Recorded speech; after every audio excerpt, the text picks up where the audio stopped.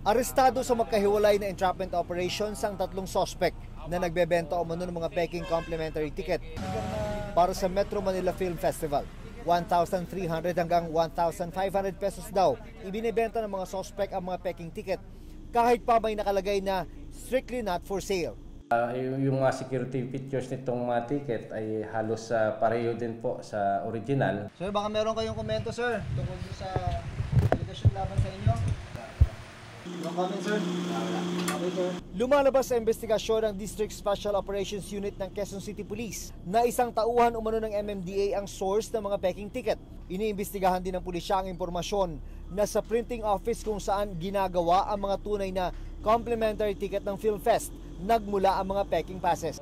Wala pong sacred cow dito. Kung meron pong mga kasabwat na empleyado namin, we will make sure na makasuhan po yan.